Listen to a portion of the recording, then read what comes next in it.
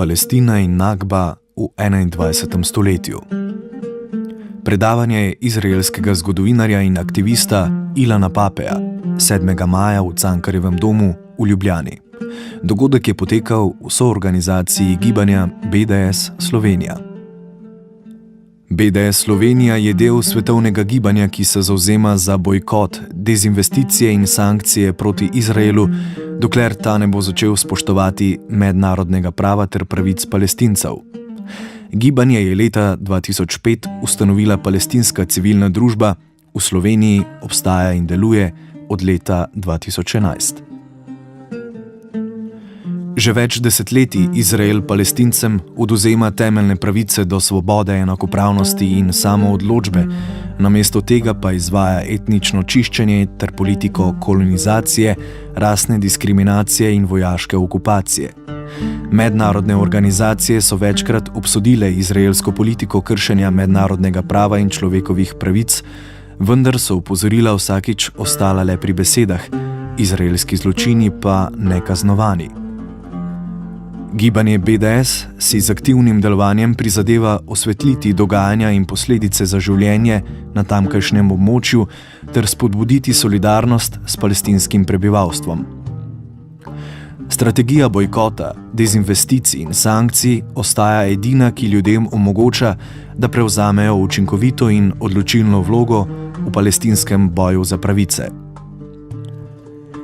Illan Pappe je izraelski zgodovinar in aktivist, član BDS-a, rojen v Haifi v Izraelu.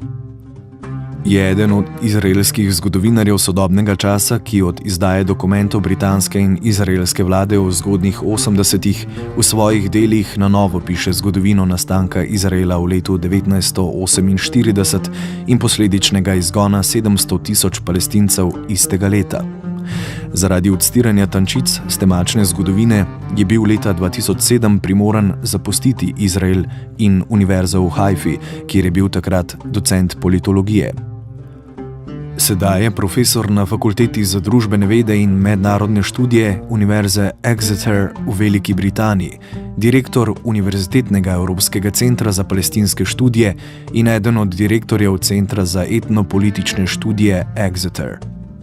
Pape podpira rešitev ene države, ki predvideva eno državo za Izraelce in Palestince, ter se zavzema za bojkot, dezinvesticije in sankcije proti Izraelu, dokler ta ne prične spoštovati mednarodnega prava.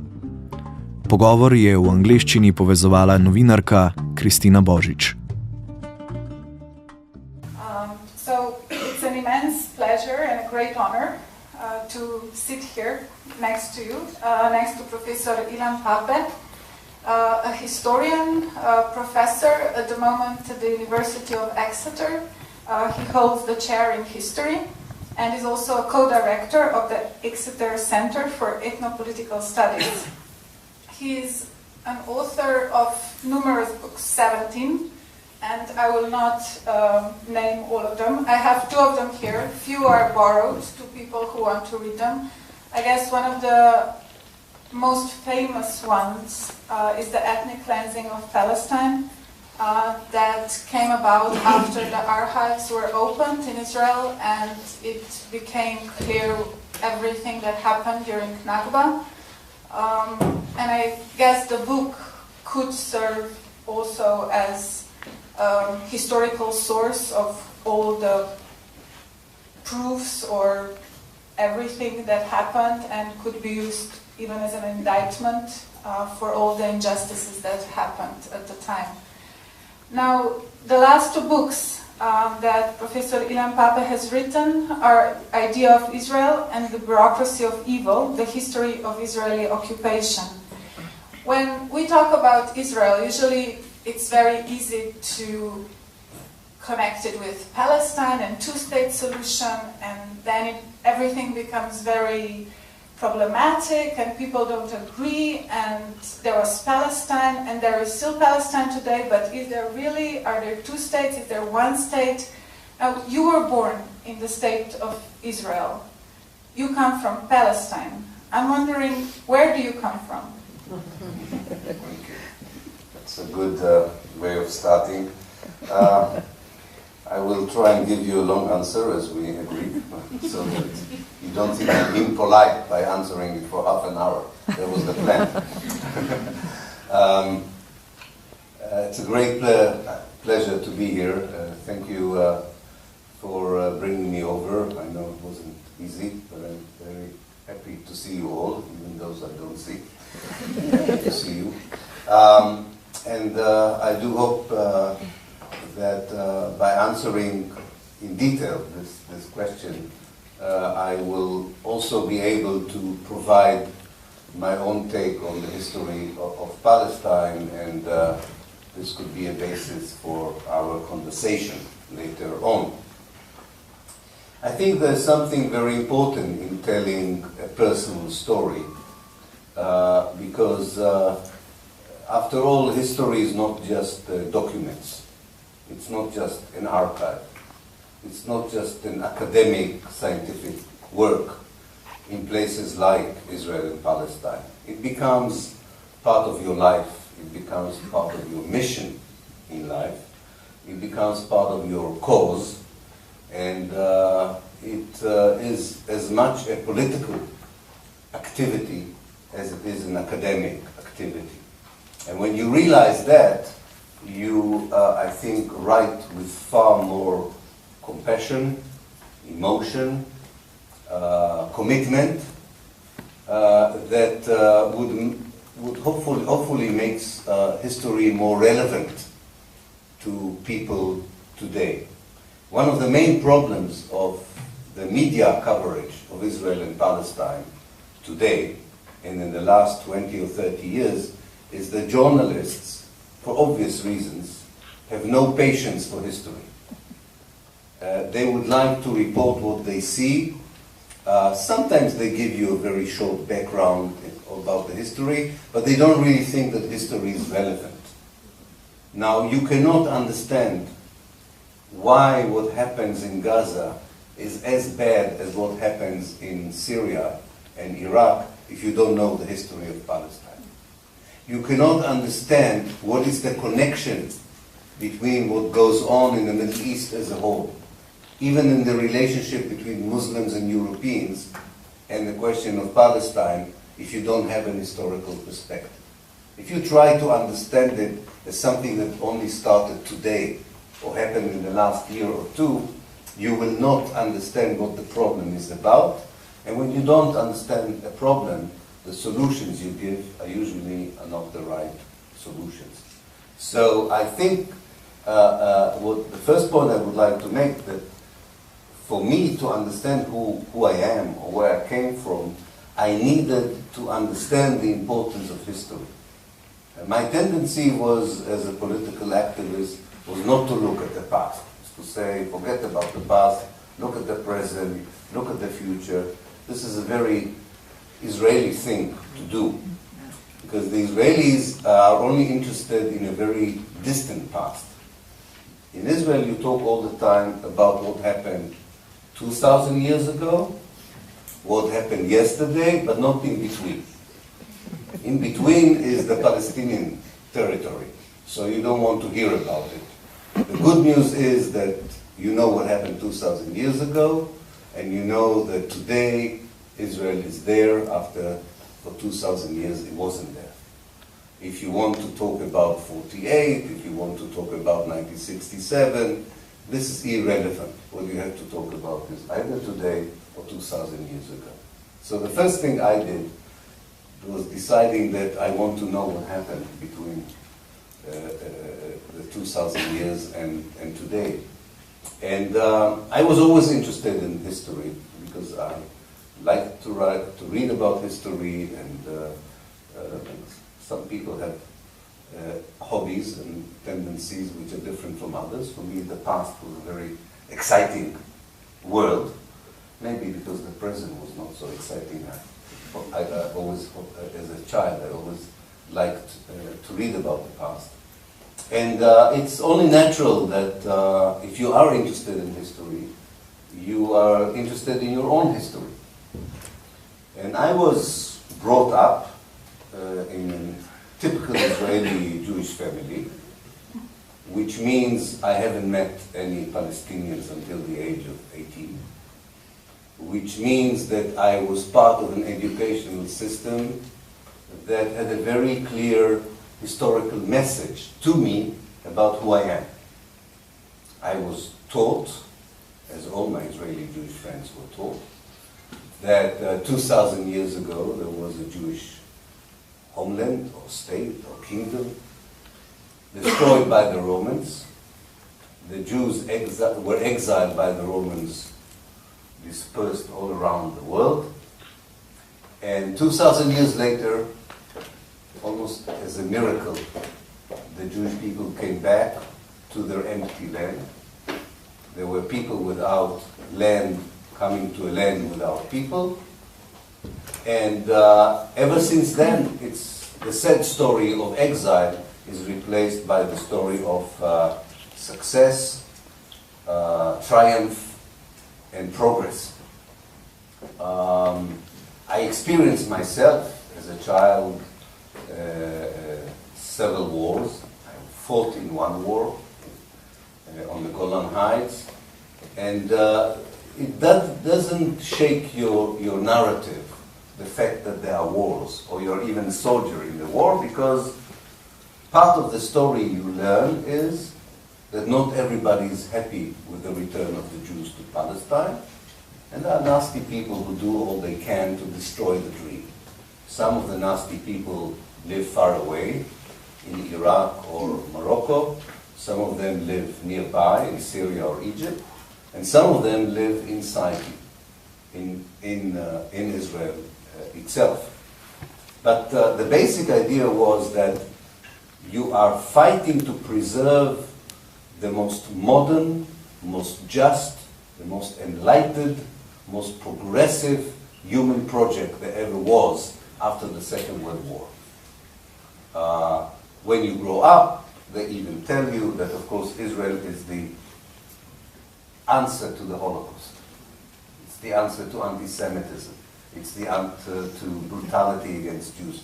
So you grew up in an educational system that makes you, at least tries to make you, be very proud, which I think every national educational system does. I don't think Israel is exceptional. But I think it has a problem of answering the reality. You have to explain why are the wars, why are there, as the Israelis would call it, terrorist attacks against you, why are people around the world feel that your state is not behaving morally and legally. All these things have to be answered by the educational system. And the answer is, as you know, the world is anti-Semitic, basically. The Arab world is particularly anti-Semitic, and the Palestinians are the worst. And nonetheless, you are just, you are right, you are exceptional, you are the chosen people.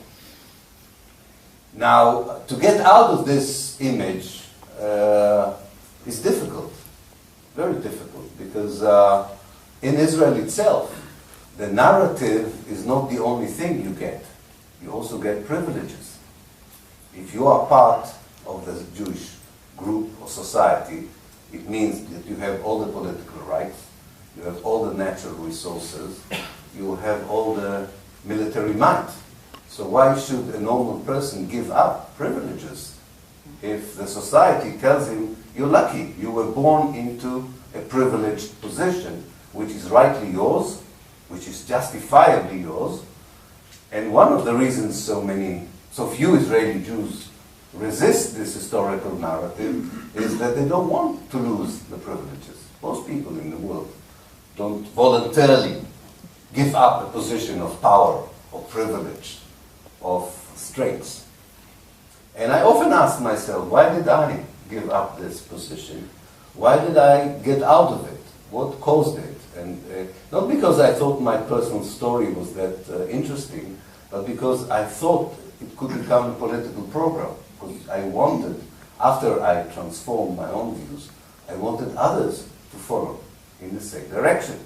So I thought if I would understand what happened to me, maybe I can help other Jews in Israel go in the same direction, because I think without changing the Jewish society from within, it would be very difficult to reach peace and reconciliation in Israel and Palestine.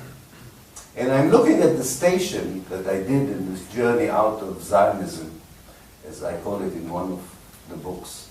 Yes, I do write too many books, I agree. One of the books I wrote called Out of the Frame. I call the tour out of Zionism a journey. It's like a journey. You take a journey. And what is so particular about this journey is that there's no return ticket. There's no return ticket. I thought, by the way, I had some colleagues that did have a return ticket. I didn't know that they went out of Zionism and back into Zionism. I felt that my train was only going in one direction. But there are stations, and there are very important stations, which tells you a lot about Zionism, the Jewish society in Israel, the connection between that society and the lack of justice and reconciliation, not only in Israel and Palestine, but in the Middle East as a whole. The first station was, in my case, very incidental. It was not meant to be there. I had parents who left me for very long periods alone at a very tender age, and part of the arrangement was that I should eat in a Palestinian restaurant at the age of 6 or 7. So I didn't meet any Palestinians even in that restaurant apart from the cook. But he was not a good cook, but he was a good Arabic teacher. So I didn't eat well, but I did learn a lot of Arabic. And that I fell in love with the language. And those of you who speak Arabic, especially literary Arabic, know what a wonderful language it is. At first, knowing this language was very well greeted by my school and society. Israelis want Jews to learn Arabic to become intelligence officers, which they offered me as well, because if you speak Arabic, the only reason you should know Arabic is to know the enemy. At first I fell into this trap, but then later I actually used this ability to read, to listen, to talk in Arabic, to do something most Israeli Jews were unable to do, which is to humanize the Palestinians. Once you humanize someone, once you know their name, you know their language, you know their fears, you cannot treat them anymore as generally as the enemy, as the other, as danger, and so on. And I think for me, this was a very important step. And one of the things I'm trying to do when I am in Israel, as part of my wish to create a different society, is to try and convince Jews to learn Arabic. And I don't mean just the language. The language is more than just words and grammar and syntax. The language tells you something about the people who speak it. In fact, the land still speaks Arabic. It doesn't speak Hebrew. It's an Arab land. It's not a Hebrew land. It's not a Jewish land. It's an Arab land in which, in the last 100 years, a lot of Jews settled in and colonized, and therefore also impacted the land. There's no doubt about it. Now it's an Arab land that speaks Arabic in a Hebrew accent, or has a lot of Jews in it.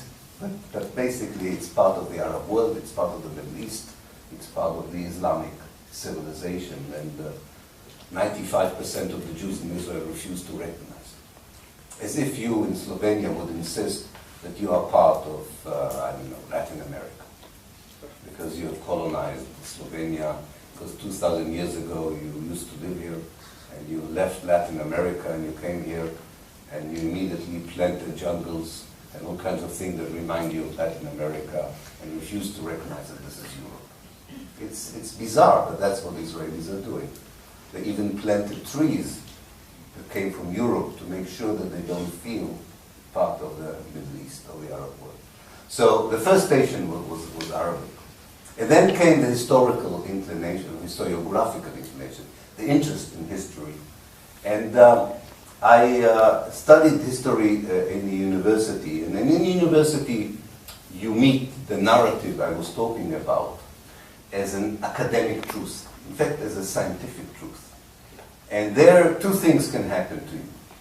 Most Israeli Jews who decide to study history and then to teach history and become sort of sophisticated academics still support this, for me today, is the impossible narrative. Despite the fact that they would have a BA, an MA, a PhD, they would be established scholars, they would still believe in one way or another and prove in one way or another that Palestine for the last 2,000 years, or 2,000 years before the arrival of the Zionist settlers in the late 19th century, was an empty land, nothing happened there, and that the settlers who came were returning back to their homeland after 2,000 years of exile. They will still depict the Palestinians as terrorists that are inflamed by Islam, Arab political culture. They would still not recognize the Palestinians as natives. They will treat the Palestinians as best, as immigrants. At worst, they treat them as invaders, as people who took something that did not belong to them. And the whole discourse, the whole language of Israel, if you are attentive to the language, if you care about words, you can see that for Israelis, the language, the main language when they talk about Palestinians and they feel that they are part of the peace camp in Israel, is the language of concession. I'm kind, I'm generous, so I'm willing for you to live in 20% of Palestine. I don't mind if you have a piece of land here. I don't mind if you will be a citizen in the state of Israel if you behave yourself, if you don't undermine the state. This is the language of the peace camp. Of course, the mainstream is not talking the language of concession. The mainstream, as we have seen in the last election, talks the language of Netanyahu, that the Palestinians are a fifth column, are a danger, are a demographic bomb, and that has to be dealt with, and you have to be alert all the time, because you have these people who are citizens, but are also spies and terrorists in potential, even if they have not yet become so. So in between allowing you to stay and being afraid of your stay lies the Israeli narrative. And most of the people who went through the relevant departments in history in the university stuck to this narrative, even when they became professors and doctors and should have known better.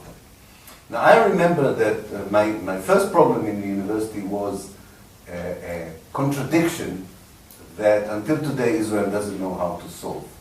I remember asking a very famous professor of mine who told me that Palestine was empty before the Jews came. I asked him, if Palestine was empty, who are the Palestinians who left in 1948? And he looked at me, his name was Yoshua Porat, and he said, "You're a troublemaker, and your life will not be easy in this place." And I said, "Maybe, but can you answer the question?" And he said, "Well, it's not that important." I said, "No, it's very, very important." And then I decided, this was 1974, 75, I decided to devote my life to finding out what happened in 1948 and who were the Palestinians. Less who was I. You asked me who I were. Much more important for me was first, the second station was to ask who were the Palestinians. And it's amazing what happens to you when you decide that there were Palestinians, that they used to live there, and many of them are not living there anymore in 1948. I remember going with my family, my friends, to all kinds of places in Israel, where it was very obvious that there was another life there before 48. A destroyed house, an olive grove, a street name, a memory of people. And I began, even before I got to the archive, I had a very clear idea that there was a vibrant Palestinian society in my own home city, where I was born in Haifa, but also the rest of Palestine, that nobody in school or university talks about that society. Nobody in the political system acknowledges that society.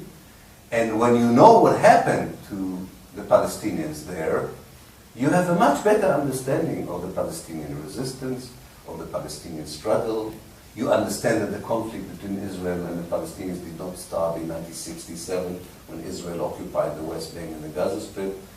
And the more I went into it, and luckily I decided to do my doctorate on 48 outside of Israel with an Arab, Lebanese professor, you see, of course, something even more sinister than just people disappearing.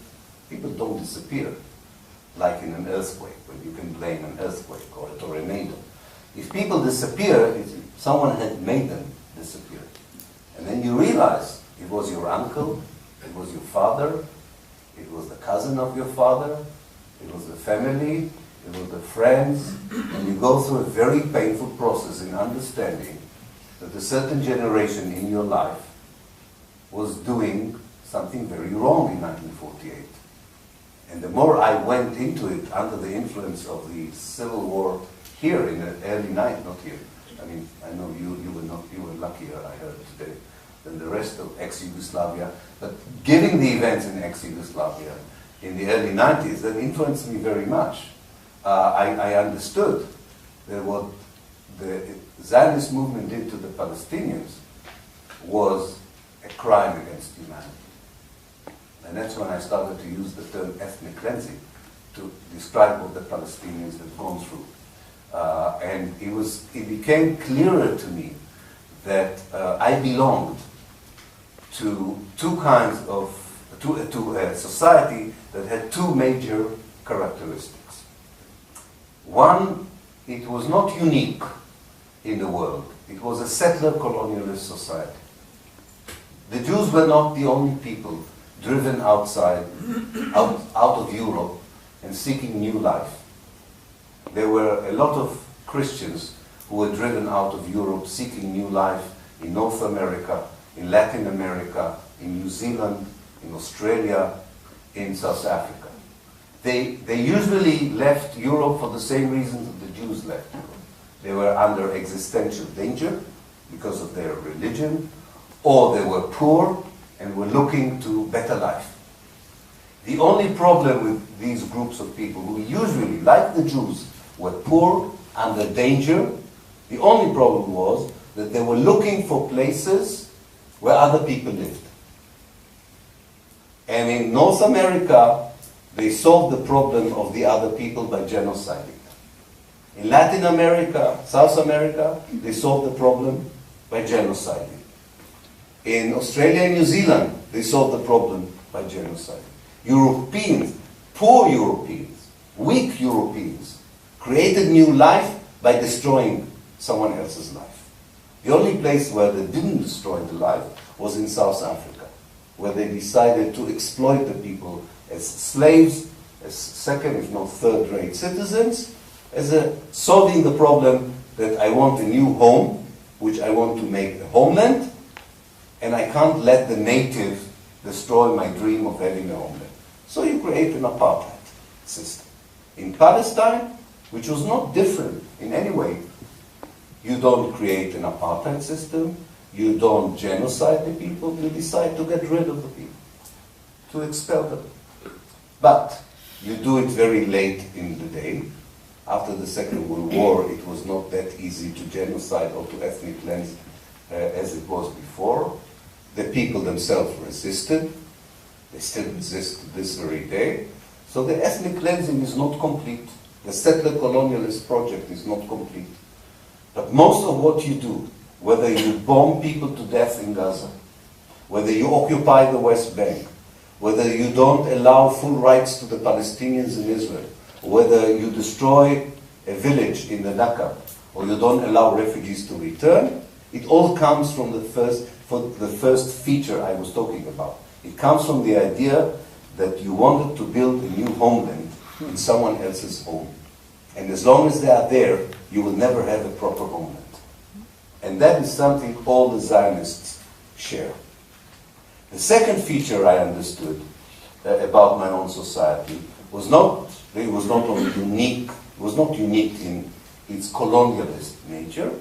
I also understood where its uniqueness lay, which is important for getting the history into my own history and into the future. And I will close my opening speech in a moment. I come from a German Jewish family, and it was a very established family in Germany, and they were kicked out. They were really kicked out of Germany, and some of them came to Palestine believing it's a safe place. They came to Palestine thinking it was empty, and like all the Zionists, they decided that if it's not empty, it will be empty. So either they don't recognize, I read my family's diaries, they don't talk about the Palestinians. They don't exist somehow. I don't know how they succeed in going through Haifa, which has 2/3 of the population are Palestinian. When they arrive, it seems to be like a small German Jewish town. That's what they remember from. Everybody speaking German, everybody's very polite, there's a lot of classical music. No Arabs. No Arabs at all. And that was typical. I mean, they was not the only ones who did this. But I understood from that particular history the connection between anti-Semitism and Zionism, and the problem of the Jews in Europe and the problem of the Palestinians in Palestine. And with this I would end. I remember giving a talk in Prague, I don't remember, it was 2 years ago. And someone asked me about anti-Semitism. It dropped all the time. What about anti-Semitism? Don't you think that if you don't recognize Zionism, or if you talk about a one-state solution, don't you think that this is anti-Semitic? You don't recognize the right of the Jews to their own homeland. You deny the Jews what you would give gladly to the Palestinians. So I thought Prague was a good example for describing my own family history and the general point I want to make. 80,000 Jews were slaughtered by the Nazis in Prague. Many of them slaughtered, many of them, the rest were expelled. And you go to the Jewish Museum in Prague, you see the Zionist narrative in its full force. There's a beautiful history of the Jewish community in Prague, very impressive. There's a terrible chapter of what happened to the Jews during the Nazi occupation, but it ends, there's a good ending. What is the happy end? According to the Jewish Museum in Prague, the Czech government gave weapons to the Jewish state in 1948. And I gave that example, and someone asked me, so what did you expect? I said, what did I expect? I expected every Czech citizen, or every Prague citizen, every mayor at least, of Prague, to make a huge effort to bring every Jew who ever lived in Prague back to Prague. And if they don't, they're anti-Semitic. Now, of course, Zionism gave them a beautiful excuse. They said, oh, don't worry, we don't want the Jews to go back to Prague. We want them to go to Palestine. Oh, do you need weapons? Of course we do, because if we want to create a new city instead of Prague, we have to kick out the Palestinians out of Jaffa. And they were the first one to give them weapons. With these weapons, the Palestinians were massacred and kicked out, with the Czech weapons. That is the second feature. The idea that Israel solved the Jewish problem for Europe is a fallacy. It did not solve the Jewish problem. What it did, it created an alliance between anti-Semites who don't want to see Jews in Europe and Zionists who don't want to see Jews in Europe. Now, had it been only a Jewish problem, I wouldn't care that much. But this explains a lot about the European attitudes towards the Muslims today, to the others, to the immigrants, to the foreigners.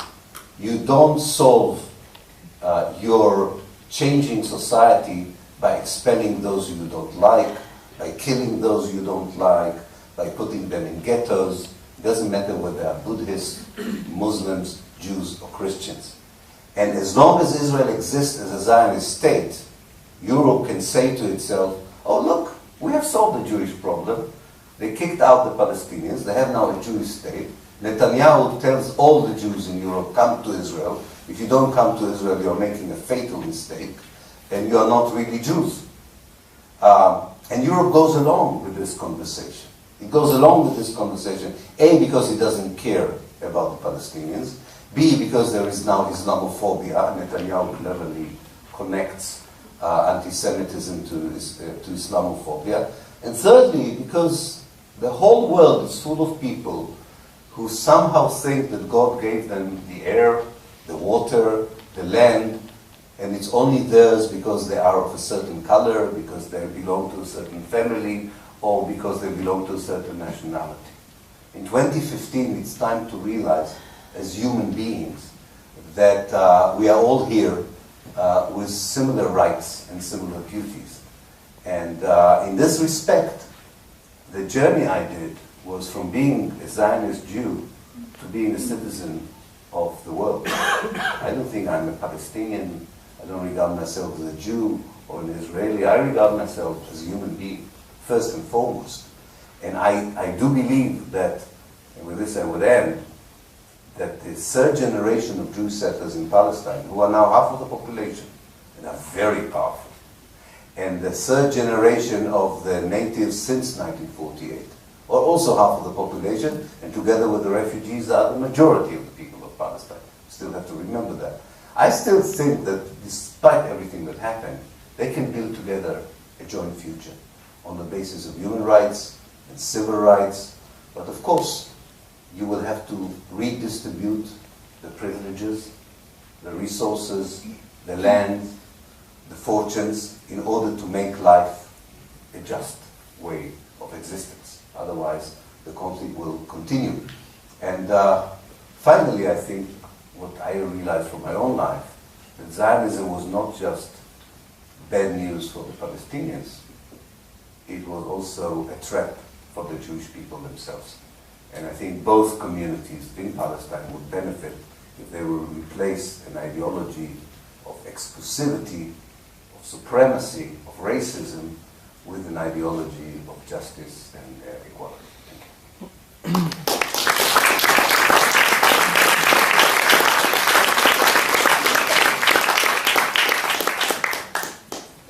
Now you mentioned Arabic and learning Arabic and the importance of words.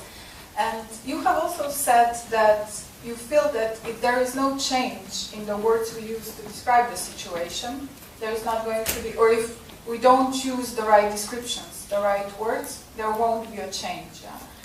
And I'm wondering, since you mentioned memories and how they're constructed or how they leave out certain things, what are we remembering or what are we recognizing today?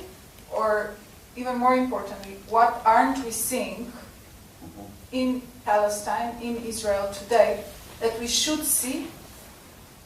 If I guess we want to build a homeland that is inclusive, or not really a homeland, but a place where people, human beings, can live in a just and equal society. This one will be shorter, I promise. But it was planned, again, and wasn't making extra use of your time. There was I just wrote a book with Noam Chomsky, which came out a month ago, called On Palestine, and we'll discuss the very question that you have raised. I think that the language, or the words in the language which are missing, are connected to the memories that are missing. That are one and the same. The main word that we have to use, and it's very difficult to use in 2015, is colonialism. Mm-hmm. Very difficult, because for most of us, colonialism is a chapter in the past. We know exactly when British colonialism ended. We know when French and Belgian colonialism ended.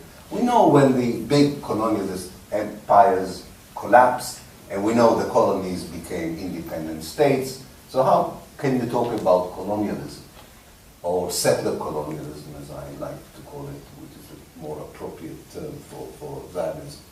But this is a word, this is memory. I'll tell you why it's memory.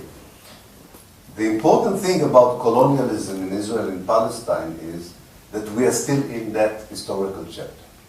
Palestine is a weird place. It's both colonialist and post-colonialist at the same time.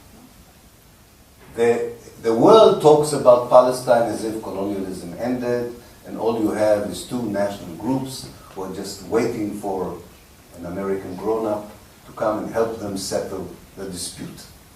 But the reality on the ground is that the colonialist project is the most important project. Israel is about, in 2016, if this government holds on, Israel will annex Area C.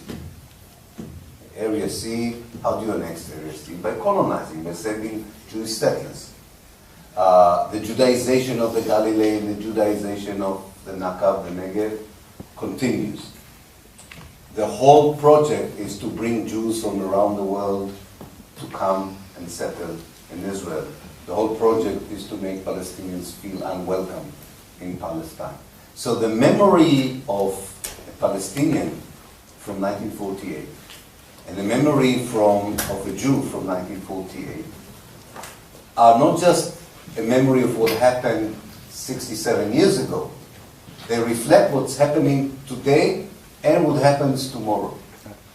I think that what gave me the motivation to write my book about 1948. Because I started writing in 2000 when I watched Israeli police shoot at Palestinian demonstrators in the city of Nazareth, nearby to where I lived. And snipers shooting them. And one son of a good friend of mine was shot in the back by an Israeli policeman and died. And I remember that I suddenly realized that what I see in 2000 is what I read about in 1948. In terms of time, you are in the same space. You're in the same time zone. It's not the past, it's not just the present, it's also the future. And when you describe the situation in Palestine and Israel as a colonialist situation, I think you understand which memories are wiped out and whose memory are being retained. And I'll give you with this I will end, a small example that I learned when I started to be an academic in Israel. Before I got to the archives, and because not everything could be found in the archives to write my book, I started to interview Palestinians about 1948. And I remember my colleagues saying to me, but come on, these are memories of Arabs from Haifa. It's full of Oriental imagination. You know the Arabs. They have these, 1,001 night stories. And I remember saying to my colleagues, what about the memories of Jews from the Holocaust? Why do you treat them as sacred? I said, yes, but these are Jews. I said, does it matter if the one person who recollects is a Jew or a Palestinian? Or does it matter how many years have passed? Do we need to understand that certain things you remember, certain things you cannot remember? I fully agree. Memory is not always trustworthy.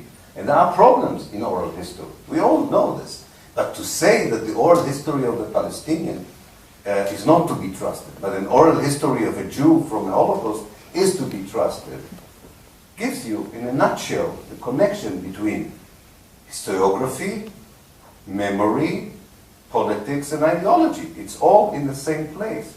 And we can see it every day. I'm a bit of a junkie with courts. I go a lot to courts, military courts and non-military courts. And you can see it in an Israeli court. When a Palestinian citizen and a Jewish citizen come to the judge, and some of the evidence has to rely on people's memory, or whether you trust the evidence, or sometimes it's my evidence against your evidence. A Palestinian has no chance in Israel. As a Palestinian, he can probably not remember, and if he remembers, he usually lies, and he cannot be trusted. It's the DNA of the society that makes one memory a lie and another memory a truth. And it takes a lot to change, to deprogram people to understand that memory is valid or not because of the identity of the person who memorizes, but because of other, more objective elements. Now, not long, so actually on Monday, the organization Breaking the Silence has brought out a book that is full of testimonies. Thank you. Yes. Testimonies of Israeli soldiers that took part in the Gaza war that happened last summer.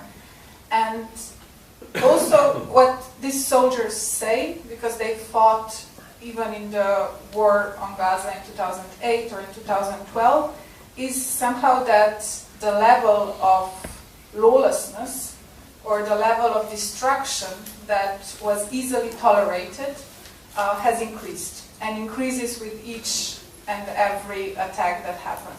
So for Good Morning, the tanks were put in a line and they shot at a Palestinian neighborhood or Gaza neighborhood there. They killed people that they saw on the streets because they were there, and because they were there, they had to be a terrorist, because no civilians were left in those places. So that was what soldiers were told. They say basically that every rule of engagement, everything was broken, nothing's true. So there is this deterioration, it seems, of, well, not just Israeli military, but also Israeli somehow society, its democratic fibers. And I'm wondering, if we see this Israeli, or Jew and Palestinian in 1948, today, in 2015, what has to happen to break free out of this model? Yeah. First of all, I think that what has increased is the level of awareness of soldiers of the dehumanization. I think Israeli soldiers did terrible things in 1948, which would not shame an Israeli soldiers in 2014. But it is true that as dehumanization continues year after year, you become more and more indifferent to what is going on. And it begins by looking at Palestinian villages as enemy bases, looking at the urban space in Gaza as a big terrorist camp, and looking at every Palestinian child as a terrorist in potential. And once you have this way of looking at things, you know it's very easy to become a war criminal. It doesn't matter whether you are a Jew, a Christian, or a Muslim. We can see all over the Middle East how easily people become, how easily people dehumanize other people once they have the power, absolute power in the life of someone else. Nobody is immune for that. Not in Europe, not in the Middle East, not in Palestine. And therefore, the way out of this brutality, goes through two directions. Because there is a danger that Gaza would be attacked again, if not next year, then in 2 years. And because there is this danger that other Palestinians will be brutally assaulted in a similar way. We don't have time to educate people who dehumanize someone else to stop dehumanizing. That's a long process of education. If you want to stop other atrocities in the Middle East today, you don't start a program of education in order to stop genocide and slaughter and mass rape and so on. You stop it. The only way to stop it is by international pressure and a very clear international message. And what people don't realize, that one of the reasons the international message does not work in Syria and Iraq is that the world is not willing to send the same message to Israel. Israel's exceptional status in terms of human rights and civil rights does not allow us any normal conversation about human rights and civil rights anywhere else in the Middle East. Now, for the long term, I think you have to focus your life, your activity, your education programs, everything you do on human rights and civil rights. And this is not only difficult for the Israeli Jews, it will be difficult for the Palestinians as well. Nationalism is an important part of the Palestinian heritage and history, and the national struggle was the struggle that kept the Palestinians alive. We have no doubt about this. But is 2016 the year of national struggles, or is it the year of struggle for human rights and civil rights? And the younger Palestinian find it probably sometimes easier than the older Palestinians to accept this as a new focus of activity. I think you can defeat Israel in moral terms, in political terms, on the basis of human rights and civil rights agenda. I can't see any other agenda that will work. You will never defeat it by military force. You will never defeat it by religious enthusiasm and zealotry. And you will not, and you should not, even I as an Israeli Jew does not want it to be defeated militarily. This means that I want my own family to be killed and so on. But there is a good chance for exposing the inhumanity through a very strong and clear popular struggle based on human rights and civil rights. So one of the things the soldiers against silence, the breaking the silence group of soldiers, are not doing, and they're doing such an important work by bringing to us these evidences, these testimonies of the brutality. One thing they don't do, and we have to do, is to connect that brutality to the major issues in Israel and Palestine. Otherwise, it will seem as if there was only a slight problem in the summer of 2014, and there is no real issue here apart from this. No, there is a deeper issue here. There's a deeper issue. This is about militarism and Zionism and colonialism. This is about not reporting about war crimes when they happen. This is about not going and serving in an army that does these atrocities. They have to go another extra mile. They have to join those of us who say, we don't want to serve in an army that does it. We don't want to report atrocities. We don't want to be part of the atrocities. It's not easy. I know. I have 2 boys. One of them just finished a very harsh military prison term because of his refusal to serve. My other boy is going to the jail because of that. I know it's difficult, but to be part of the military is not the right thing to do. It's not enough to report the crime. You have to get out of the criminal outfit to make it work. So I think that we need a lot of brave Israelis now who would understand what is the price that they have to pay. And we need great support from the outside of the BDS, the boycott, divestment, and sanction, so that these people will not feel crazy. They will know that the rest of the world is thinking the way they do. We need the Palestinians to get their act together, to embrace also the Israeli progressive forces and create a new movement of change that is based on human rights and civil rights and not just on national rights, so that both settlers and native people can share a future.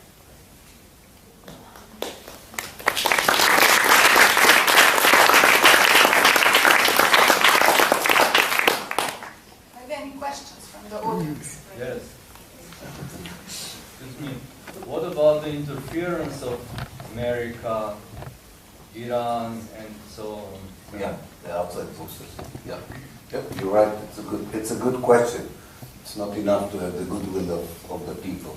I think that if there is a strong will within a community to deal with its problems, even the most powerful external power can have no impact. It can have an impact when you're not willing to do what needs to be done. For example, if the Jewish community, Jewish society in Israel, or the state of Israel, does not want to recognize the Palestinians as equal partners for the future, then they can use America in order to prevent international pressure or military defeat and get the support of the Americans for their project of colonization. Similarly, if there are Palestinian factions who do not believe that the Israeli Jews have any right to be there, some regional powers would give them weapons and support for this. But if imagine that there would have been a joint movement of Palestinians and Israelis believing in a democratic state all over Palestine. Who cares about Iran? Who cares about the United States of America? Who needs them? You need them if you are in a conflict. You don't even need them for peace. We understood that we paid a high price for thinking for many years that only the Americans can bring peace between Israel and Palestine. That was a terrible mistake. America played a very negative role in killing the chances for peace between Israelis and Palestinians. So I think the lesson is actually that Israelis and Palestinians don't need outside forces. What they need is to understand what has to be done. And the first group that needs to understand it are the Israeli Jews, because they are like the whites in South Africa during the time of apartheid. And at a given moment, the world began to play an important role. The moment the United States joined the sanction regime against apartheid South Africa, it played a positive role in change. And we are expecting the international community to do the same. I understand it will be very difficult, especially to change the American position because of the Jewish lobby, because of the Christian fundamentalist lobby. But, you know, we have to believe that in 2008, also in America, people began to see politics and reality differently. There is a different attitude to politics in the world today than there was before 2008. Very little confidence in politicians, very little confidence in political systems. It's a long process. We don't know exactly how it will end. In some cases it can bring chaos and anarchy, but I think basically what Israelis have to realize that they can wake up one day and America will not be on their side. And I think it will happen sooner than later.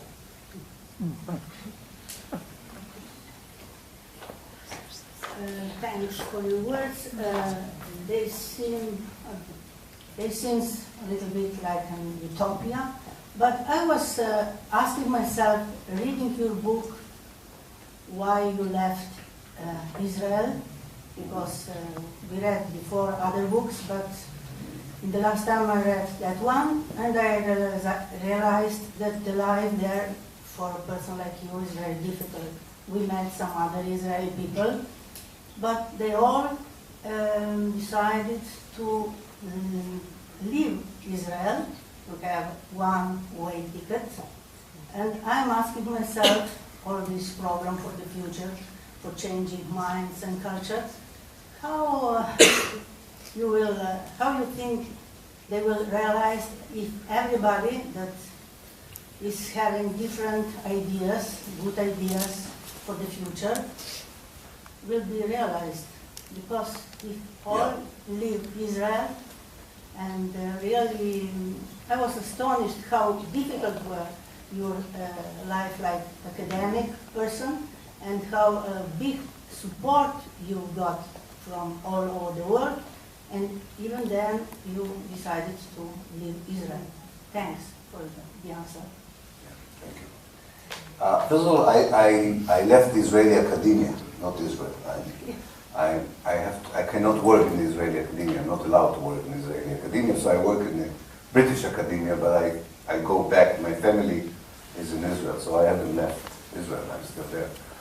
Secondly, I think they're right. A lot of people who are progressive in their way of looking decided to leave.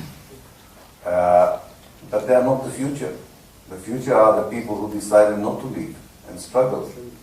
They are still there. There are not many, it's true. But until the last one is still there, we don't give up.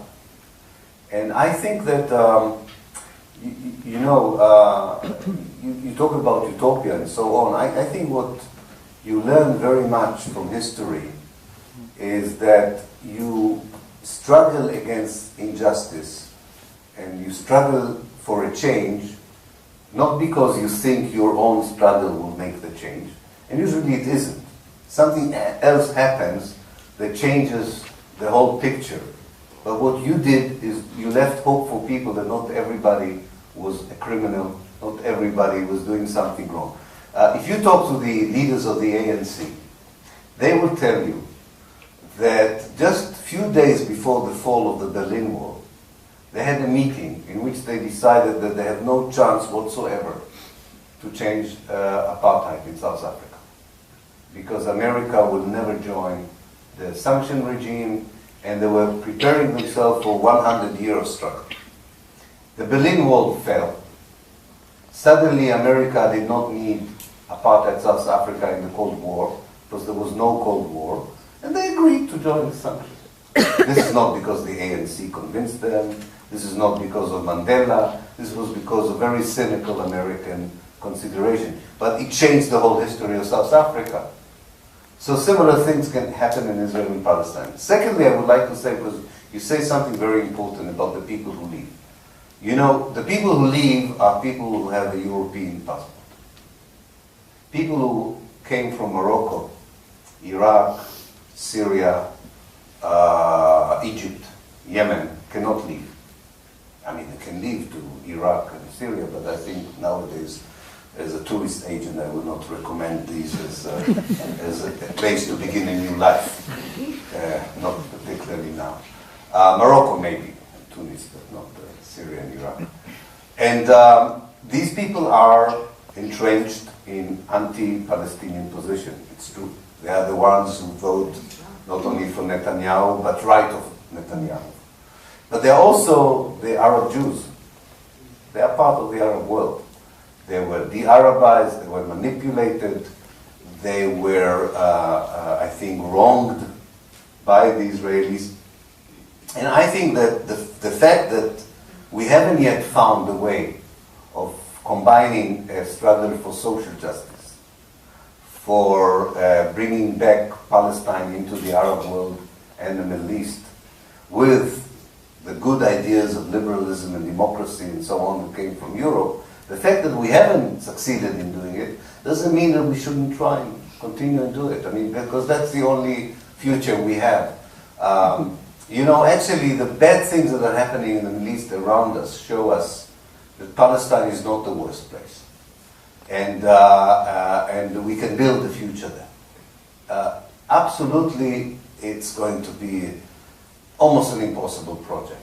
But there is no other project. If there was another, if taking all the Israelis to Berlin would have been the solution, I would have recommended, not German wings, but another airline to take them out of Israel to Berlin. But I don't think this is a good solution.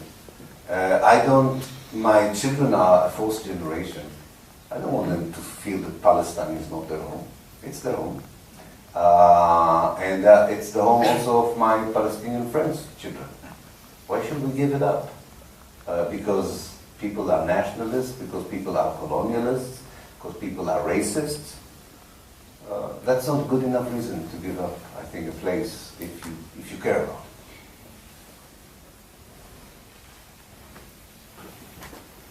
Okay, I have another question.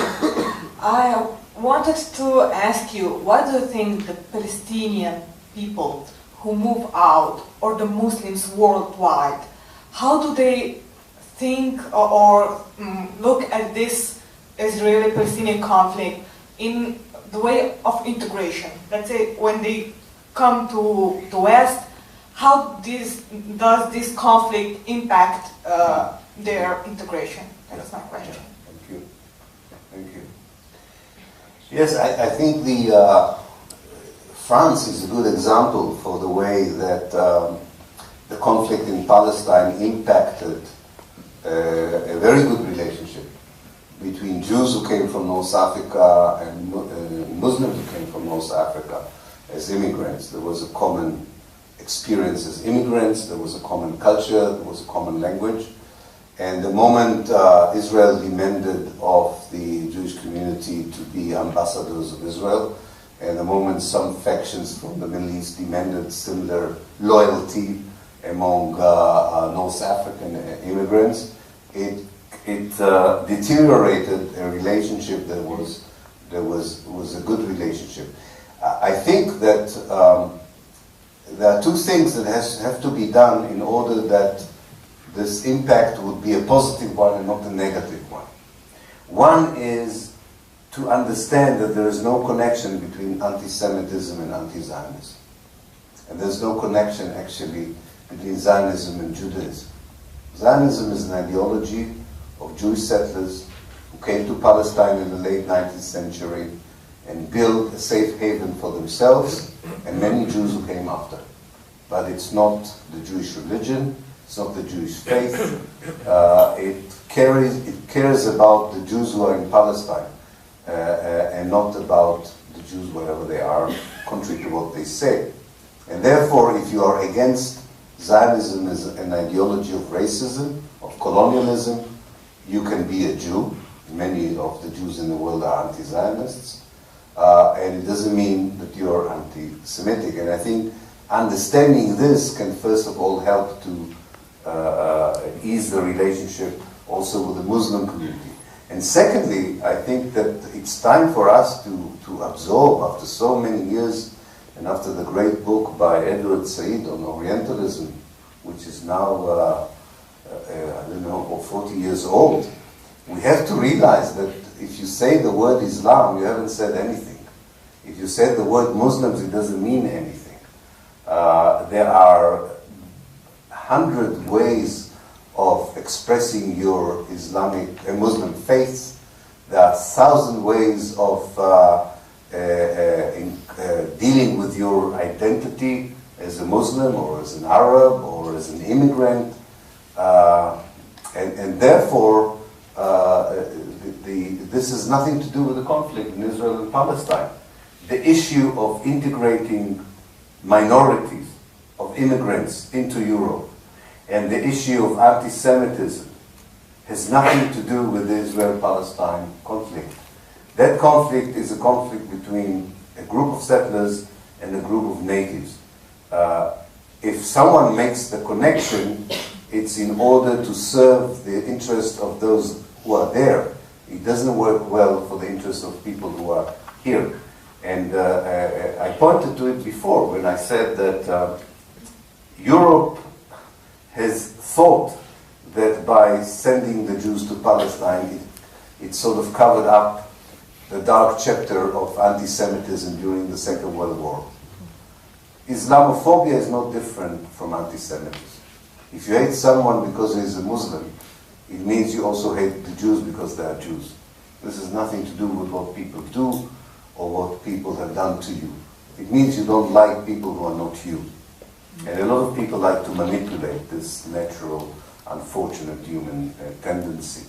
But I think that dissociating the solution in Palestine from the problem of creating a multicultural Europe is very helpful. But I also believe, as I said before, that Palestine can be a model of integration that will have a good impact on other places if it will work.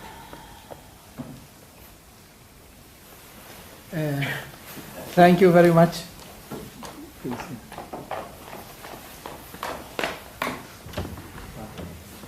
Thank you very much. Actually, I would like to ask you maybe 100 questions. Okay. But okay, if it's okay, I'll make 2 questions, and you can answer whatever you want.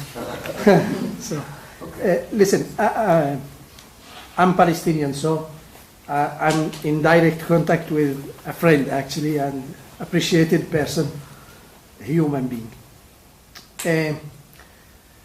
Well, after I read your book and many other books, I told you also the book of Alan Hart, Zionism, the Real Enemy of Jews, I began to think about the Zionist project, so that you talked about, and what I learned now that the political system in Israel admits that it failed, or it's not going to be as it was conceived. But the political system continues its policy of trying to clear Palestine of its ethnic population. Of course, the situation is changing, and it's getting worse and worse, actually, with respect to 1948. And the scenario that I'm asking you now, what do you think if the real political and military life and events continue to go on in this way, in this trend, where we are going? And consequently, maybe here in Europe we feel that we are immune. There, it's so far from us, and okay, here we are maybe have some solidarity of Palestinians and sympathy, but we don't feel the necessity that maybe the conflict there can actually influence our life and our existence here. So maybe if you can please explain this thing. Yeah. Thank you. Thank you very much. Thank you.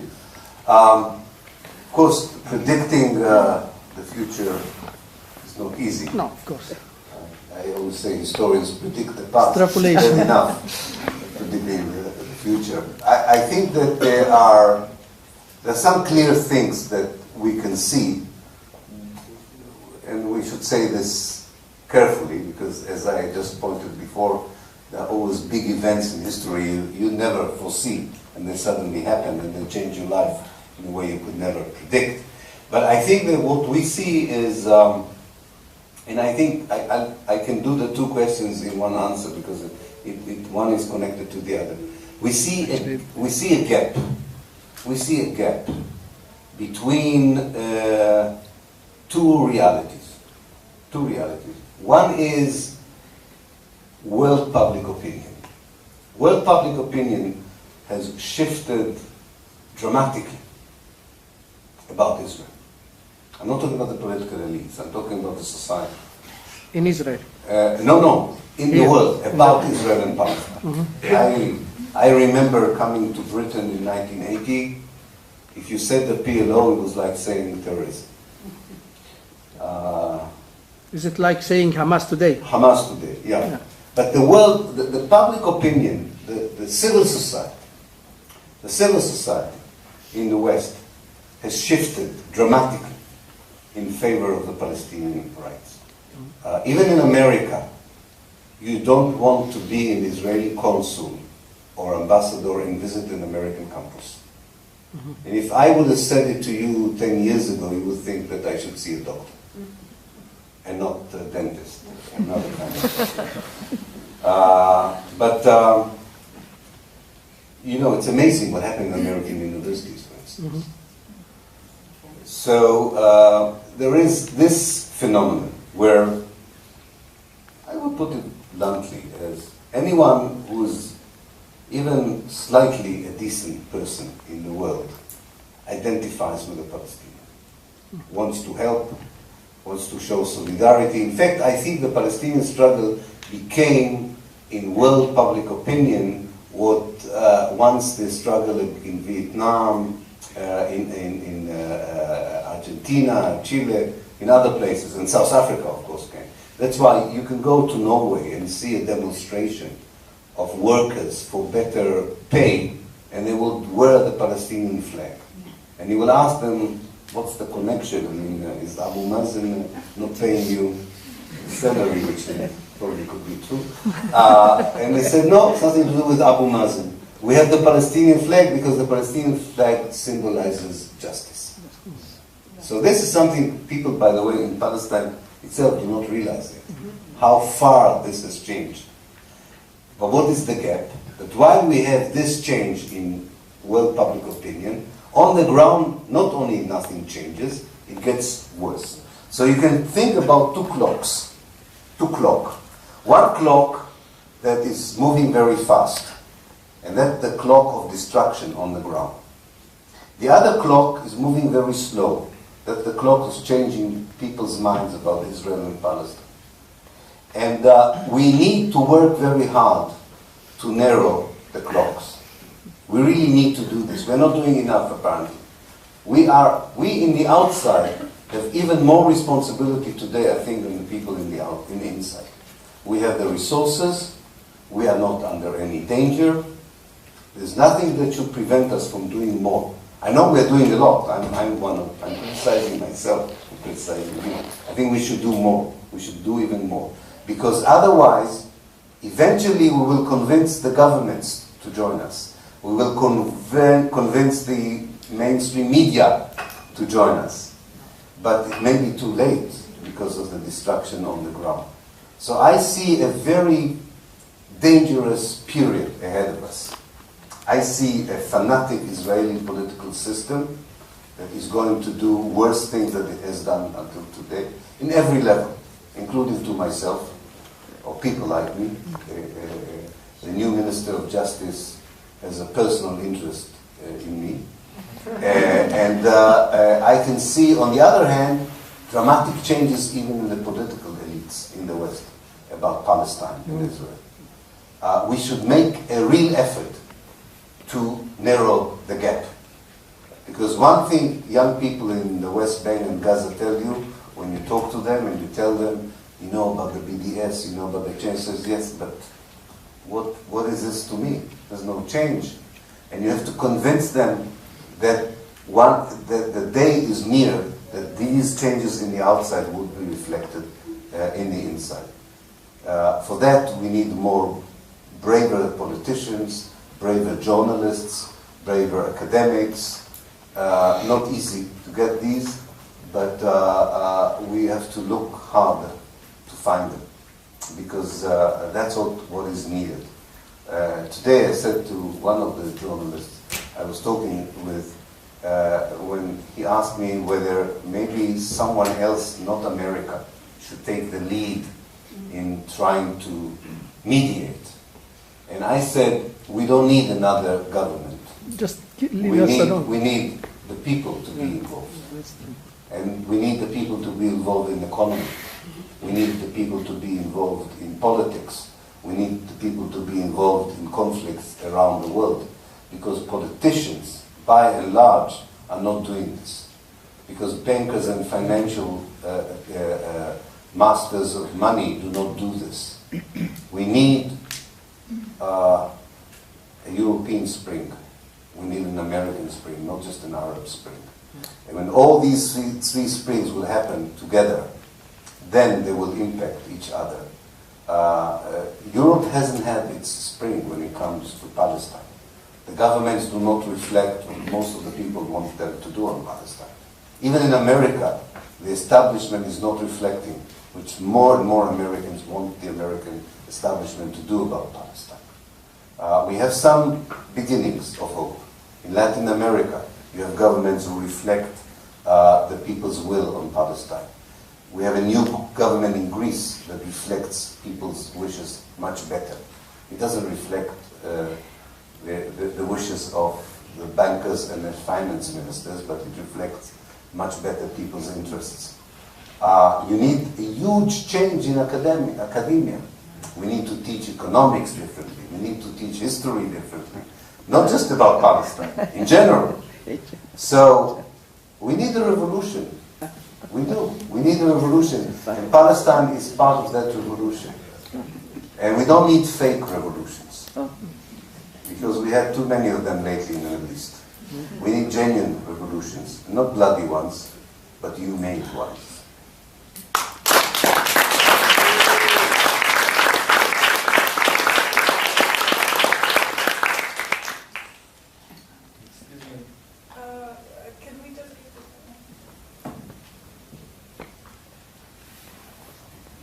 Thank you. I teach international law at the University of Ljubljana and the Faculty of Law, and I've been to Palestine twice, the second time with my students, to show them violations of the law in practice.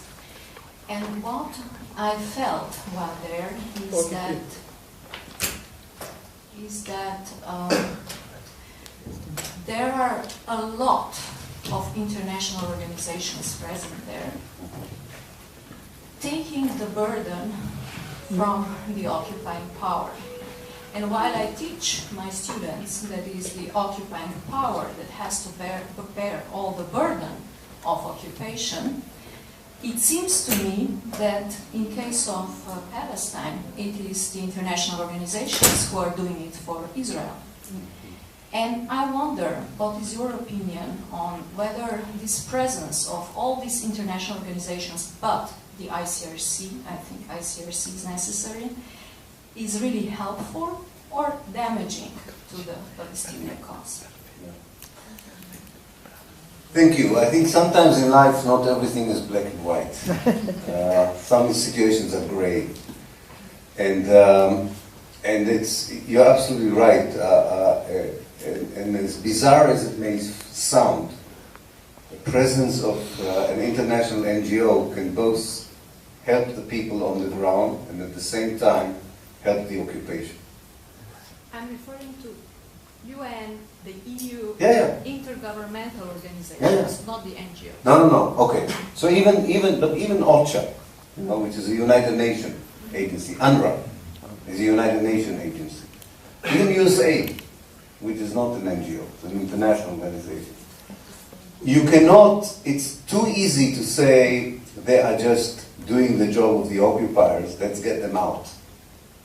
Even the PA, which is even more problematic to my mind with these organizations, because its basic role is to subcontract security for the Israelis, fulfills other roles in regulating life on the ground. So what I'm trying to say is that it's an abnormal situation. It does damage at the same time as it may help. And it is a symptom and not the problem. What I would say two things. That in order to make international aid or intervention a positive act, and not a complicated act that has a lot of negative aspects, which is the situation now. In order to make it, you need the international community, through its agencies, to accept that the reality in Palestine is different from the way they describe it. And I'll give you the best example that I can think of. It is ridiculous to call the West Bank and the Gaza Strip occupied territories. The international law regarded occupation as a military act of taking over someone else's land for a short period, in which you can, for a short while, impose certain military rules and abide by certain regulations that you would not abide while you are doing it in your own country, because everybody was thinking about the military occupation of Germany after the Second World War. Nobody prepared a military law or laws of occupation for a period of more than almost 50 years. It's not relevant. The West Bank is not occupied. If it had been occupied, then there was a good justification for teaching the laws, the international law and occupation in your department. But the West Bank is colonized. And that's why I talked about history and the present. There is no international legal system that knows how to deal with colonization. You know why? Because everybody thinks that colonization is over. But in Palestine, lo and behold, it's going on and is alive and kicking. And that's why the international law finds it so difficult to be relevant to the life of the Palestinians. And even the ICC will not help. It will not help. The only thing that would help is to understand the similarities and dissimilarities with apartheid South Africa. There are many dissimilarities. And I'm not happy what's going on with South Africa today, putting that aside. But one thing is very clear, from an international legal perspective, that at one point, the regime, the hegemonic ideology of the regime was considered criminal in international law. Apartheid was condemned through a legal system, through the United Nations. And that was the only way to make the international law relevant to South Africa. If we will not condemn Zionism as an ideology in the same way we condemned apartheid, and we will focus on supposedly just the occupied parts of Palestine, as if Haifa is not occupied or colonized.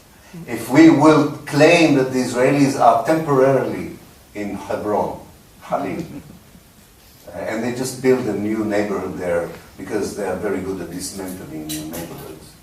If we will continue to lie to ourselves, our international law would be irrelevant to Israel and Palestine. Law, politics, and morality should go together. Again, one of the problems, that's a new lecture, I won't give it. The main problem of Western academia is that they decided that there are different disciplines. The discipline of law, discipline of moral philosophy, discipline of history, they have nothing in common, everybody speaks their own language and so on. They're far more connected than the academia would like to admit. And Palestine is a prime example of that. So what I would say is that when you deal with the symptoms, and the international organization presence in the West Bank is a symptom, it's not a problem. When you deal with the symptom, don't forget the problem, the disease itself. The disease is not a corrupt or not corrupt or a naive or not naive international organization, or even a sinister. That's not the problem. The problem is that we are not framing the situation in Palestine for what it is. Again, the PA is not the problem. The problem is that the world really believes that the PA is the embodiment of Palestinian national rights, a state in the making, just one step before a just solution between Israel and Palestine. That's the problem. Of course, corruption, serving the Israeli military interest is a problem, but it's a symptom, it's not the problem itself.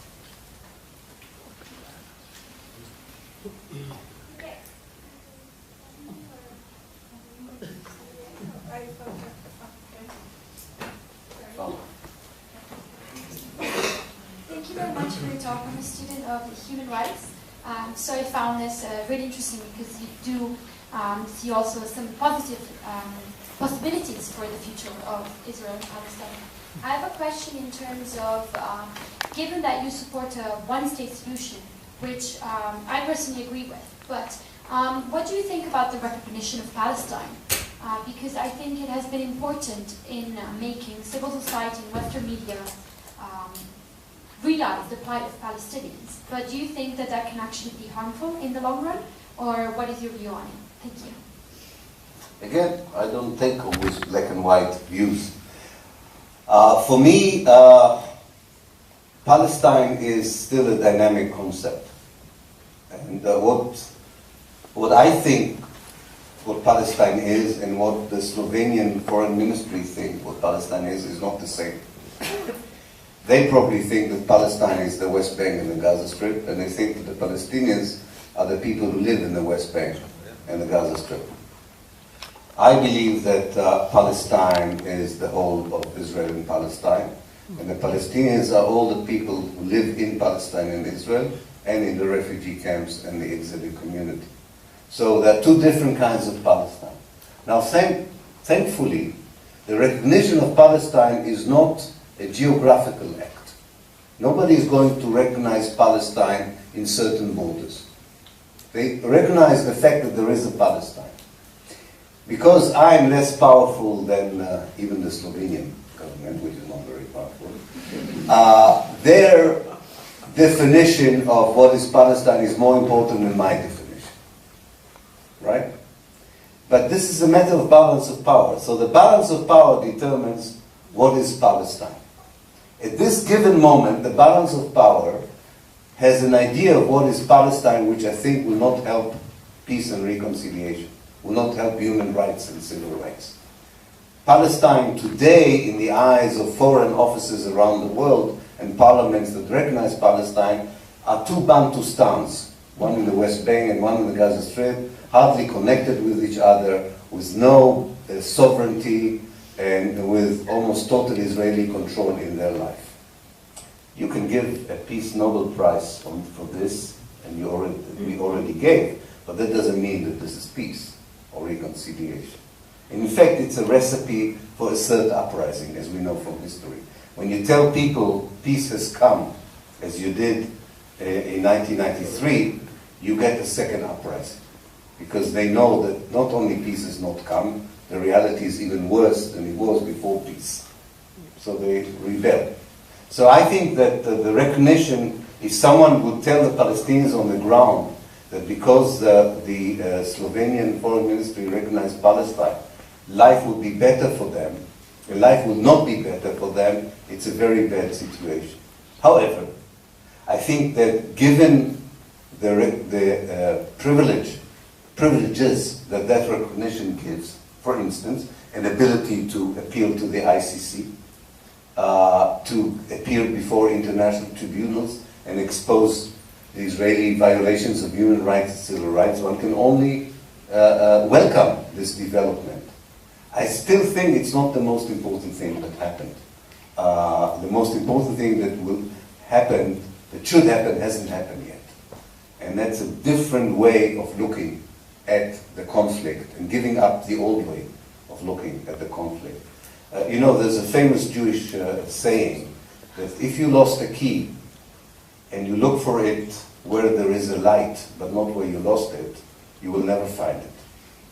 The recognition of Palestine, the two-state solution, the peace process, are all events that are happening under a huge lamp, street lamp, with bright light, where people think that they will find the key that they have lost.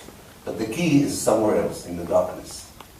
So we have to get out of that lamp and begin shifting the light to where we lost it. And where we lost the key is by agreeing that one state in the Middle East will never be condemned for its racist ideology.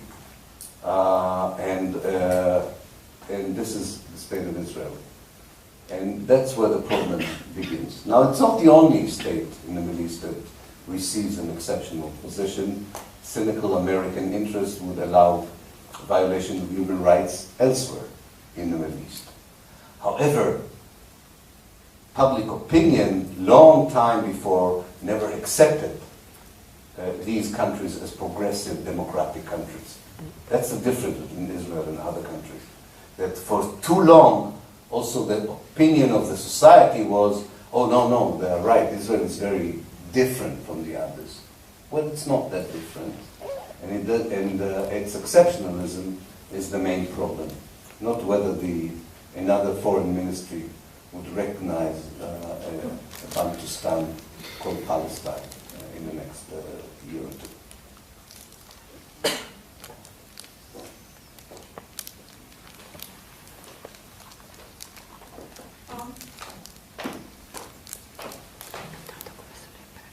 Since you mentioned that as a child you were left alone, very often that reminded me of the kibbutz children, and I just wanted to go back to history for a moment to ask how much the kibbutz movement supported Zionism or was departed from it.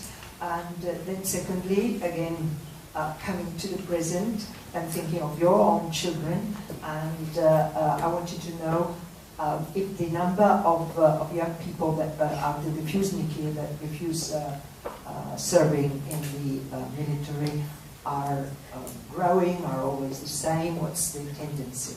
Okay, thank you. Yeah, well, the kibbutzi movement and socialism and Zionism is a whole lecture. I'm not sure I can give it now. A bit too tired for that. But let me just say that I will just tackle one aspect of it, but it really deserves a far better answer than the one I'm going to give you. Zionism, as I said, was a movement of Jews from Europe for various reasons, looking for starting a new life. And they wanted a new life not just because they wanted a safe place, which was the main motive. They felt unsafe, and rightly so, in Europe, as we know. They did the right decision of getting out of Europe, of course.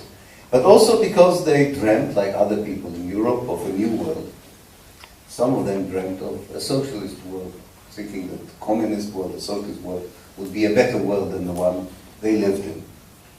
And they came to Palestine with the idea that Palestine, they could implement not just a new national Jewish life, but also a new national Jewish and socialist, or even communist life, through the kibbutz. It's very interesting that only recently we began to understand the perspective of socialism and Zionism from the point of view of the native. From the point of view of the settler, I still find it very exciting, despite all the wrongs that were done to children maybe in the kibbutzim and so on. It was quite exciting to see young Jews coming from where they were, sharing everything, having collective ideas, looking for a just world. I mean, in a different context, you would say these were young people with a vision. Some stupid, some very clever, and so on. But again, you cannot take this context out. It's a bit like when you talk to people from Tel Aviv, who say to you rightly that Tel Aviv is an amazing place, cosmopolitical, gay rights, lesbian rights, any rights you want in the world are respected, pluralism and so on.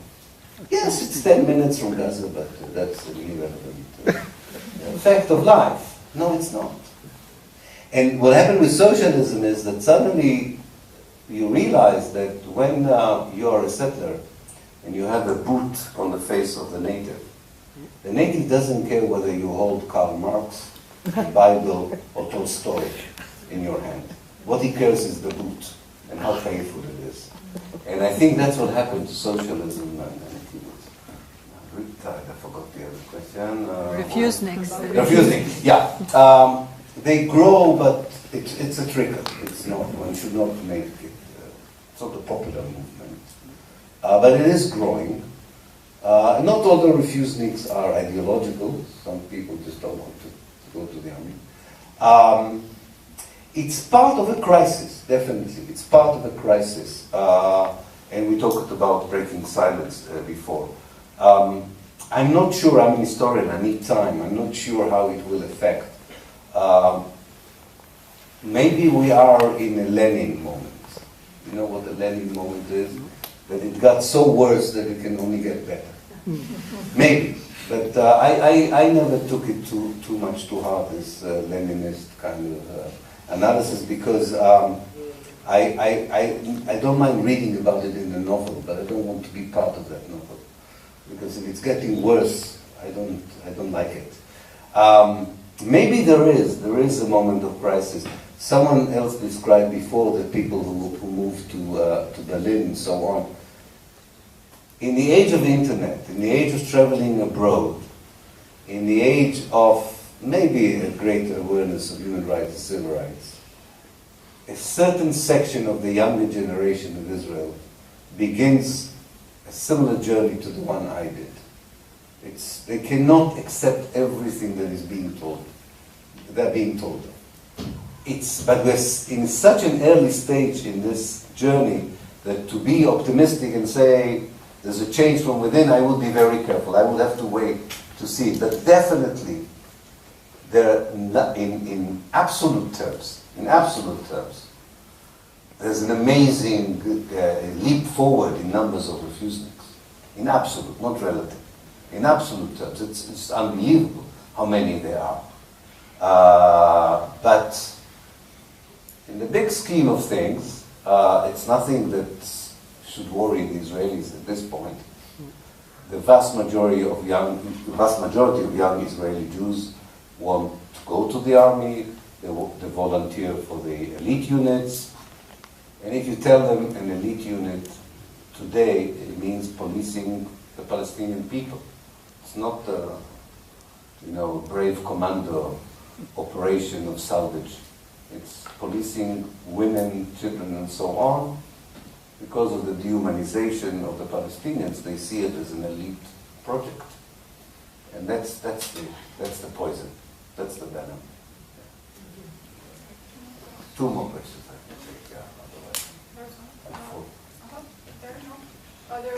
There's that one, and one there. No, I think we should stop with two more questions, Yes, and then. Well, I don't want to disappoint. How many are there?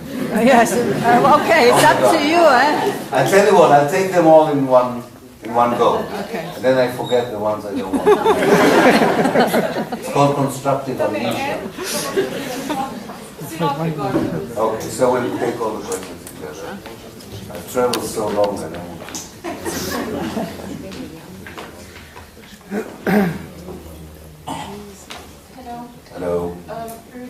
the one-state solution, the revolution, and the human rights, some supporters of one-state solution say that what could bring to the solution is an economical solution that would bring to more respect of human rights when it comes from the side of Israel.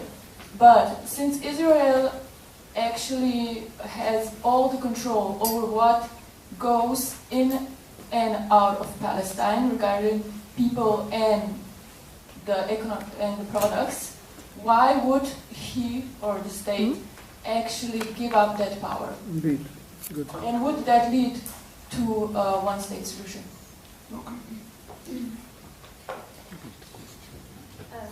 I would just add that how could, regarding also the one-state solution, how could Israel agree with this solution? Because it would actually, it reposes on the fact that it's a Jewish state. So, of course, then it would englobe half of an Arab Muslim population. So that seems highly complicated. Yeah.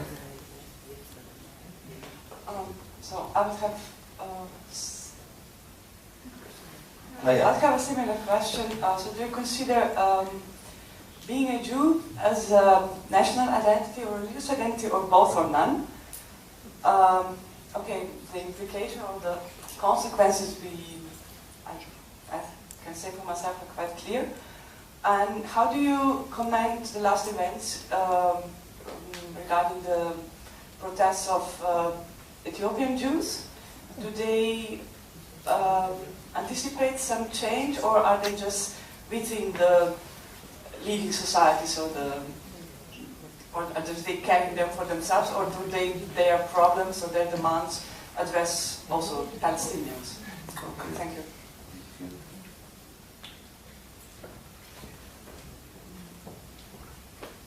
Hi, I have two questions.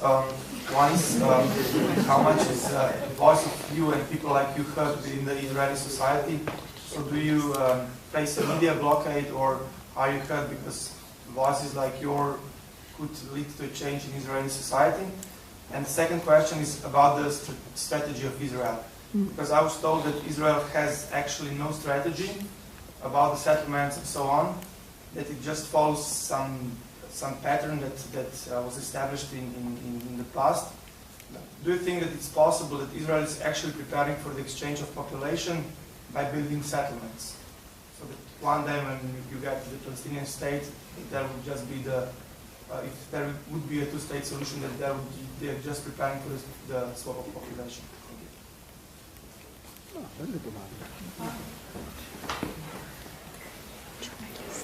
It's difficult here. Professor Pappe. I think there is one very striking difference between apartheid and the position of Palestinians. Right now, worth mentioning, Palestinians, the vast majority of Palestinians living outside Israel are not needed. They're in a position that they're completely not needed, at least as a slaves, let's say. It would be better than this position. And just, I'm interested in your opinion about some organizations in Israel, like B'Tselem and thank you. Yeah, thank you.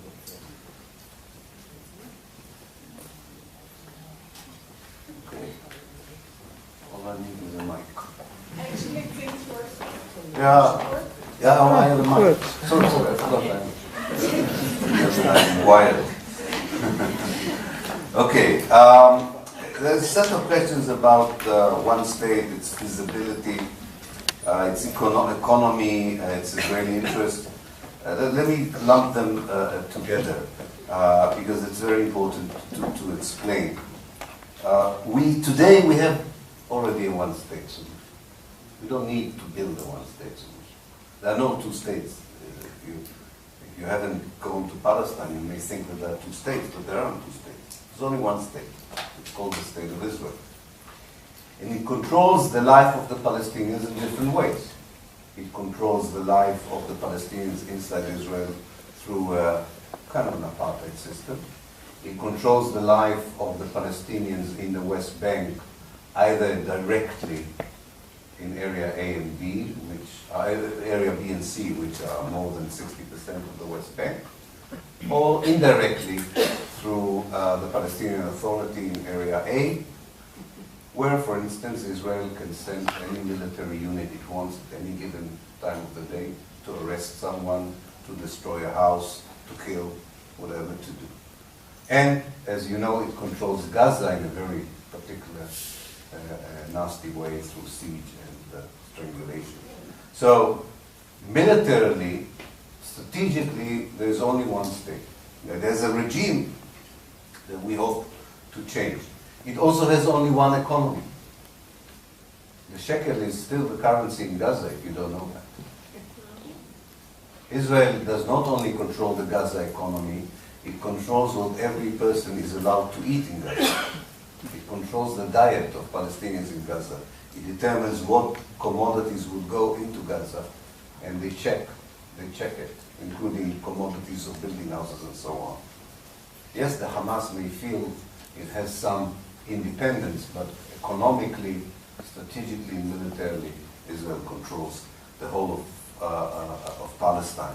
So the Israeli interest is not against a one-state solution. The Israeli interest is to maintain the one-state solution that it has now, which is a racist, undemocratic state with different kinds of regime. I once counted. There are 13 different Palestinian groups as far as the Israeli law is concerned. 13 different Palestinian groups. There's 13 different legal regimes for policing Palestinian life, from better to worse. And that's a one-state solution. So what you need is not to convince the Israelis that the one-state solution is good. You have to convince them that they have a regime that is illegal, internationally, illegitimate. The regime has to change. Now the world, it's interesting, whenever you talk about regime change in the Middle East, apart from Israel, it's totally legal. In fact, you can bomb Baghdad to death to change a regime in Iraq. But if I talk in England about the regime change in Israel, I'm an anti-Semitic self-hating Jew. Regime change is what we need, not even a one-state solution. I keep telling my friends those who support the one state, we should give up even the idea of the one state. We should talk about the regime change. The beauty about the regime change is that you can have small steps at first. You don't need the big revolution. Let's start changing some of these issues. So I think that's what gives me hope that this is possible. And the last thing I would say about this, you know, apartheid did not fall in South Africa because all the racist whites stopped being racist. In fact, 95% of the whites, not whites, 90% of the whites in South Africa were still racist when apartheid fell. And today, 75% of them are still racist. So what? So what? It takes time to deprogram. Sometimes you lost a generation. Maybe you need a new generation. I don't know, maybe there are good signs. There's some Israelis and Jews in England who never wanted to talk to me, especially my relatives, are beginning to invite me to all kinds of events. They want my company again. And I think that they feel that something is changing. And I know them. They would say, when the change will come, like many whites in South Africa say, oh, you know, remember? I already in 2000 said that Zionism was wrong and so on. So I encourage them to prepare a new story for their behavior. I have no problem. I like to feel the change, and even my father and mother-in-law are changing their. That's really like the fall of the Berlin Wall in terms of Middle Eastern politics. Now, Ethiopian Jews, and then Jewish national identity. The Ethiopian Jews, it's very interesting, those of you who followed, maybe you did, it was all in Hebrew. The main complaint of the Ethiopian Jews or the Ethiopian citizens of Israel was that they were treated like Palestinians. And many of them serve in the border police and do to the Palestinians exactly what the Israeli police is doing to them. So there's no solidarity, there's no understanding. Usually, disempowered groups do not have the ability to create this solidarity, unfortunately. But it's an important object of education and of talking to them, undoubtedly. But it was quite amazing. The soldier who was beaten and triggered the whole unrest said, I didn't believe it that I would be treated like the Palestinians. And that I think tells you everything about how Israel operates in creating lack of solidarity among the people it oppresses. Now, my own, how do I see myself? I think I answered it before. For me, Judaism for me is part of my past, part of my heritage. It's definitely not my national identity. All in all, I'm not a great admirer of nationalism, to say the truth. I think any kind of category that says to you more who you are not rather than who you are is not my favorite way of looking at human beings. I can see the strengths of national liberation movements against oppression. I have a lot of admiration for that, including the Palestinian national movement. But I think that we need to be a little bit more post-national in our outlook. So that's very clear for me. How much are we heard in the Israeli society? You asked there. You see, in 2007 I was expelled from my university, and that was a good sign. It means that they were worried. I'm afraid that today they would not have expelled me, because they would not have felt that this is dangerous. It's very difficult to judge. It's very difficult to judge. We have little impact, let's put it this way. People like us have so far, in 2015, as you can see from the Israeli elections, we have little impact. But again, because of this way history plays with you, you don't know that. You think you have a little impact, and then suddenly it turns out that you had a far more important impact. I think that's why I always say to activists, especially young activists who would come to me and say, we've already been active for 2 years and nothing happens. And I say, hello. I've been there for 45 years and nothing happens. 2 years is nothing. You're not allowed to say anything after 2 years. I always say to them, never judge your impact. Always judge your effort. Only ask yourself, did I do enough today? Don't ask yourself, how much did I change? Because you never know. And I really believe, I'm an optimist. I really believe that this will pay. This will work. I don't think evil systems survive forever. I don't think injustice is something that continues forever. Now, because I also know about the good sides of the Israeli Jewish society, there are many good things there. And there's a lot of blessing that the Jewish settlers have brought to Palestine and can bring to Palestine. I think there's a great chance of showing even the Jewish society how it can play a positive role in the future of Palestine. Because so far, the Jewish settlers are bad news for the Palestinians. I think they're also bad news for Jews around the world. But I think that we have to make it even clearer. We have to be clearer of our effort. But to be honest with the answer to the question, the impact is so far minimal. Strategy, I think that Israel is a weird place. It's very chaotic. It doesn't have strategy on anything but the Palestinian issue. And that makes sense to me. It's a settler colonialist project. It cannot allow itself not to have a strategy about the native population. The Israeli strategy is very simple. We need to have as much of Palestine as possible with as few Palestinians in it as possible. What you call the changes are adapting to the realities how to get this goal. I'll give you one short example. In 1948, David Ben-Gurion, the leader of the Zionist movement, believed that you can get this goal by expelling half of Palestine's population. Of course, he wanted to expel all the Palestinians, but it didn't work out for him.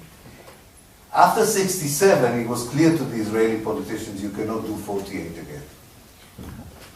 Not even exchange of, nobody really believes in Israel apart from Lieberman, that exchange of population is possible. Nobody really takes it seriously. What the Israelis take seriously, unfortunately, is a new plan. They discovered that actually if you want to forget about the Palestinians, option A is to expel them. Option B is not to allow them to move.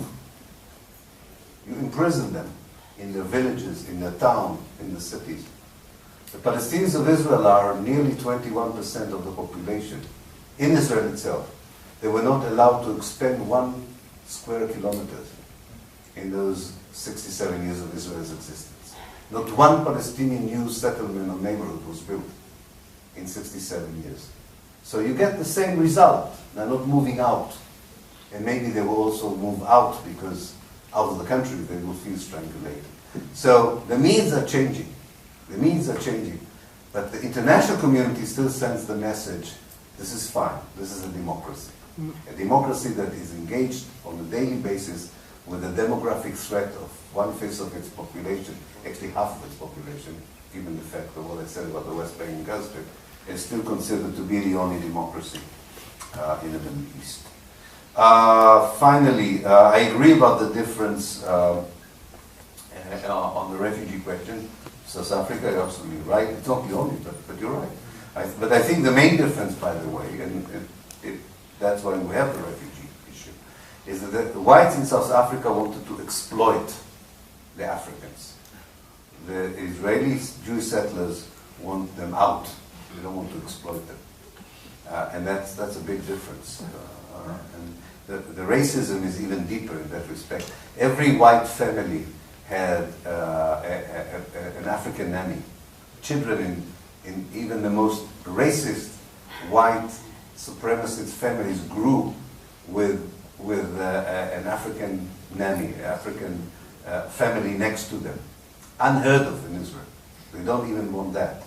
That's really a racism that brings us back to much darker parts of history. Now, about, finally, B'Tselem, of course, a very important organization that records the injustices. It tends to be very conservative, so people are sometimes annoyed because it tries to give the minimal picture. But I think it's important also to give the minimal picture because it's so bad as well. I still would like, as I said before about other organizations, I want B'Tselem and the others to walk the extra mile. I think they all tried to avoid the question of Zionism. It is if you would attack apartheid South Africa on a certain policy, but would say apartheid is not to be questioned. And that's the problem of these organizations. Okay, thank you. Thank you very much.